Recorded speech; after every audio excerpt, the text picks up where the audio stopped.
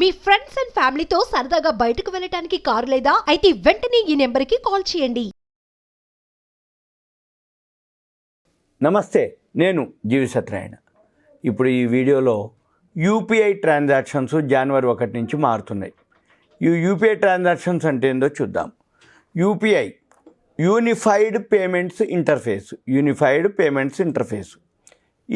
దీనికి సంబంధించి ఏవైతే ఉన్నాయో డిజిటల్లో మనం ఏవైతే ట్రాన్సాక్షన్ చేస్తామో వాటికి సంబంధించినటువంటి కీలక మార్పులు జనవరి 1వ తారీఖు, ఇప్పుడు ఆల్రెడీ డిసెంబర్ ఎండింగ్లో ఉన్నాం, మనం 2024 అయిపోతున్నాం. కాబట్టి జనవరి 1 నుంచి ఏదైతే మార్పులు ఉన్నాయో అవి మనం తెలుసుకోవాలి. అవి ఎలా జరుగుతాయి అనేది చూద్దాము.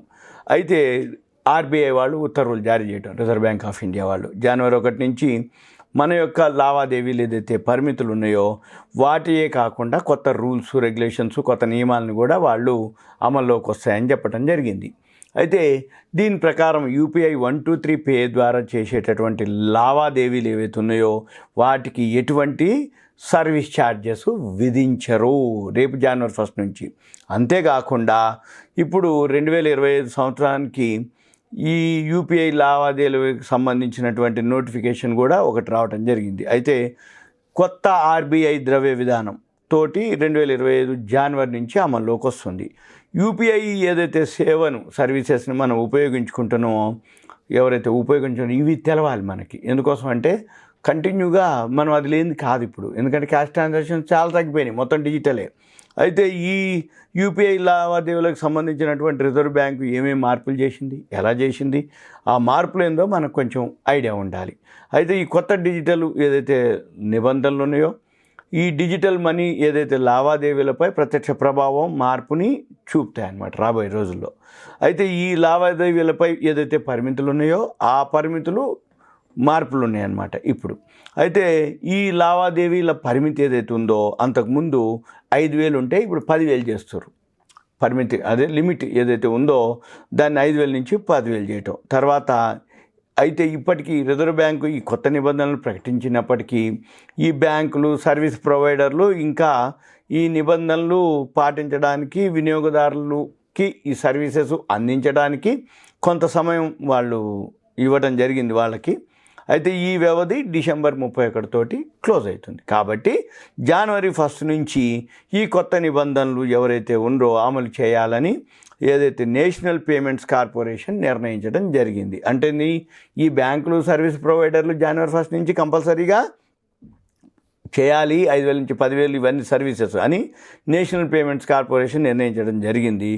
అలాగే జనవరి 1 నుండి కొత్త యూపీఐ చెల్లింపులు ఏదైతే ఉందో ఆ లావాదేవీ పరిమితులను కూడా వీళ్ళు అనుసరించాలని బ్యాంకులకి సూచించడం కూడా జరిగింది. అయితే జనవరి 1 నుండి యూపీఐ ఏదైతే ఉందో ఈ లావాదేవీలు పరిమితులే కాకుండా కొత్త నియమాలు కూడా రావడం జరుగుతుంది.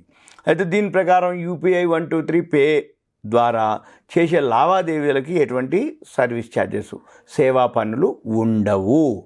అంతేకాకుండా ఇంటర్నెట్ సర్వీస్ లేకుండా కూడా రెమిటెన్స్ సర్వీసెస్ కూడా అందించబోతుంది. అంటే ఒకవేళ ఇంటర్నెట్ లేకపోయినా కానీ అది పనిచేస్తుందని అర్థం. అయితే తర్వాత బీచర్ ఫోన్ల ద్వారా అంటే ఇంటరాక్టివ్ వాయిస్ రెస్పాన్స్ నెంబర్ను ఉపయోగించి కూడా డబ్బులు లావాదేవీలు చేయొచ్చు. అంటే బీచర్ ఫోన్ల ద్వారా ఐవీఆర్ అంటారు దాన్ని, ఇంటరాక్టివ్ వాయిస్ రెస్పాన్స్. దాంతో నెంబర్ని ఉపయోగించి మనము డబ్బు లావాదేవీలు చేయొచ్చు. అయితే మళ్ళీ ఇంటర్నెట్ సేవతో ఏదైతే మొబైల్ ఫోన్ని ఉండాల్సిన అవసరం లేదు, ఇంటర్నెట్ లేకపోయినా పనిచేస్తుందని అర్థం. అయితే జనవరి 1 నుంచి ఇంకొక నిబంధన కూడా వస్తుంది. అంటే జనరల్గా ఏంటంటే ఇప్పుడు pan card, Aadhaar card link చేయాలి, మెయిన్ అది అన్నమాట.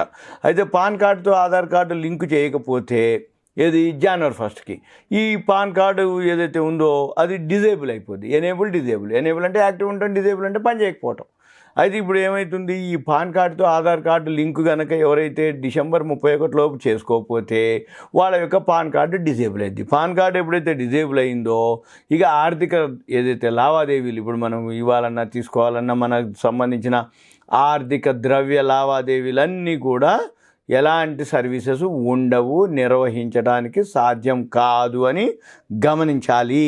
ఎందుకంటే మెయిన్ ఏం చేసినా పాన్ కార్డే, ఆధార్, ఈ ఆధారు తోటి లింక్ అయితే తప్ప ఇవి మనం చేయటానికి ఆల్రెడీ మ్యాక్సిమం అందరూ చేసే ఉంటారు. కాకపోతే ఎవరన్నా 0.001% ఎక్కడన్నా మిగిలిపోయినా వాళ్ళు December 31 లోపు చేసుకోవాలి. ఎందుకంటే చేసుకోకపోతే రేపు 1 నుంచి వాళ్ళకి యాక్టివిటీస్ ఉండవు దీని ద్వారా. అందుకని ఇప్పటికైనా ఏం లేదు, ఈ వీడియో విన్నవాళ్ళు పాన్ కార్డు ఆధార్ లింక్ చేసుకోండి. January 1 నుంచి రూల్స్ మారుతున్నాయి. 5,000 10,000 ఇంటర్నెట్ అవసరం లేదు.